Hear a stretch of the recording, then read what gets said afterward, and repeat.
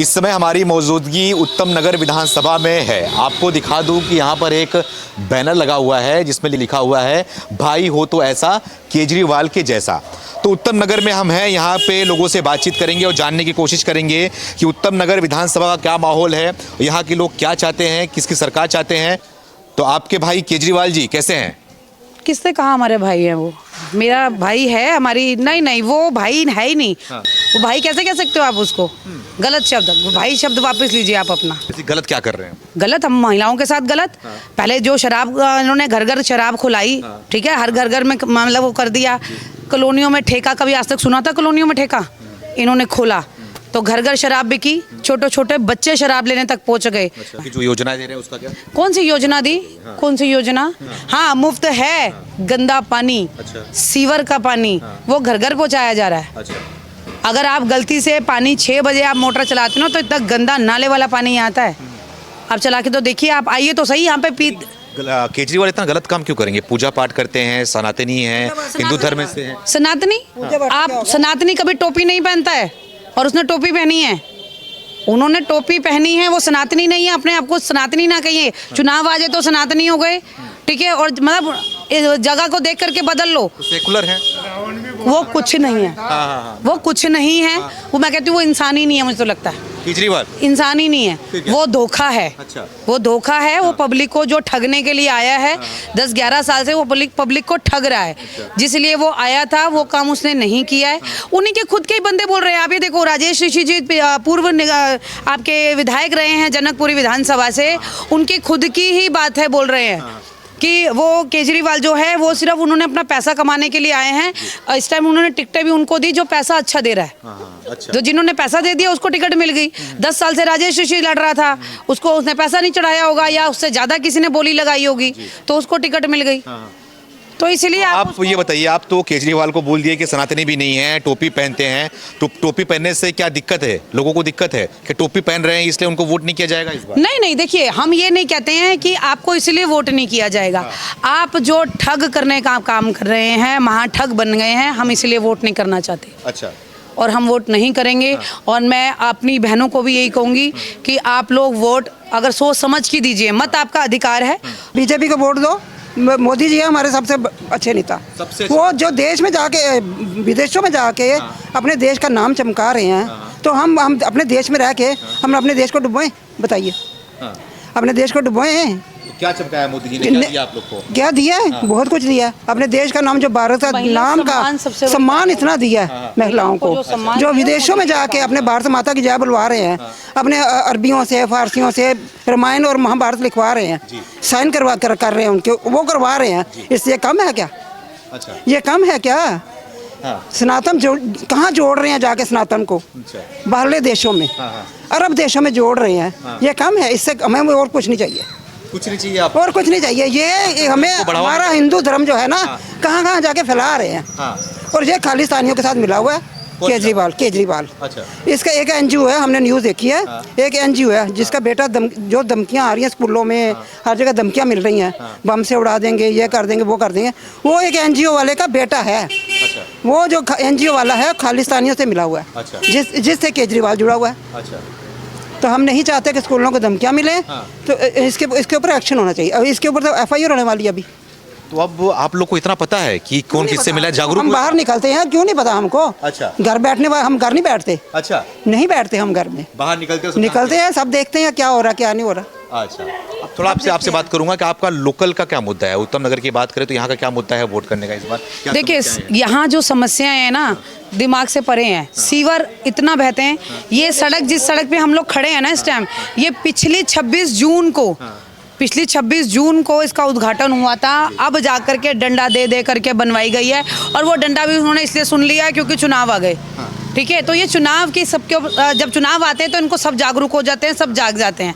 ठीक है, नरेश बालियान चुनाव आ गया तो इसलिए जाग गया। उसके बाद वो देखता भी नहीं है कौन नहीं है। तो ये हमने जो डंडा दे करके इसको बनवाई है ना, वो हम ही जानते हैं। और सड़क भी देखिए कितनी गंदी बना करके गए हैं। सड़क भी, क्योंकि कम बनाना ना, बजट आया, उस बजट के परे उन्होंने लेकर के बनाना उसको, तो उत्तम नगर को तो घर घर सीवर बह रहे हैं, सीवर बैक मार रहे हैं, वो घरों में जा रहे हैं, पानी नहीं है, बिजली नहीं है, कहाँ से करेंगे बताइए आप। अच्छा, तो ये लोकल मुद्दा आपका है, लेकिन ये बताइए मुझे आप कि जो जिस तरीके से मोदी बोल रहे हैं कि अब नहीं सहेंगे, बदल के रहेंगे, तो जो मोदी जी बोलते हैं, जो भी नारा लगाते हैं, जो भी ऊपर से बोलते हैं, वो हर नागरिक तक, हर महिलाओं तक कैसे पहुंचता है, लोग उसको अपनाते क्यों हैं? देखिए, उनको पता है ना कि हमारा देश का जो राजा है वो प्रजा के को ठगता नहीं है। अच्छा। ठीक है, वो प्रजा के हित में बात कर रहा है, प्रजा के हित में काम कर रहा है, तो उनकी बात आप ये देखिए ना, कोरोना के अंदर मोदी जी ने कहा थाली बजाओ तो थाली बजी, उन्होंने कहा ताली बजाओ तो ताली बजी, दिए जलाने के लिए कहा तो दिए जले।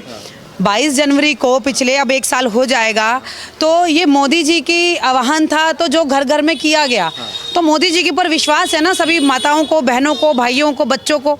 आप छोटे से बच्चे से पूछिए, अभी तक का इनको पिछला इतिहास नहीं पता होगा कि प्रधानमंत्री कौन था। आज 12th क्लास के बच्चे से पूछिए, उसको नहीं याद होगा, लेकिन आज छोटे से बच्चे से पूछोगे ना हमारा प्रधानमंत्री कौन है, फट से बोल देगा मोदी।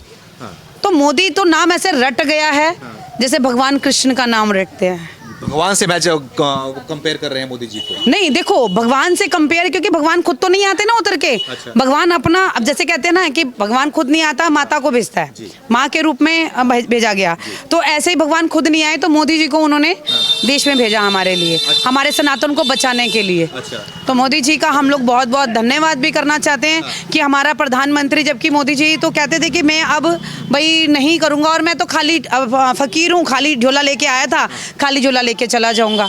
ठीक है, मोदी जी बताइए ना, मोदी जी ने क्या बनाया अपने लिए? इसने अपना शीश महल भी बनाया, बैंक बैलेंस देखोगे वो भी बनाया, सब कुछ बनाया।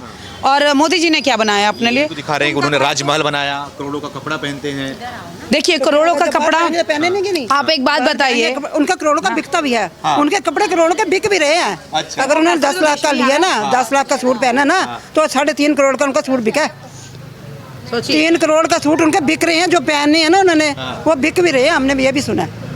बिक भी रहे हैं। आप बताइए, आपको तो जवाब साथ साथ मिल रहा रहे हैं है। उनके। तो मोदी जी हमारे देश के लिए, आप किसी भी महिला से पूछिए। अच्छा, एक चीज बताइए, देश के लिए जब हम बात करते हैं तो सभी लोग कहते हैं कि हाँ मोदी, ठीक है, और जब विधानसभा की बात आती है तो आ जाता है केजरीवाल पे। क्यों?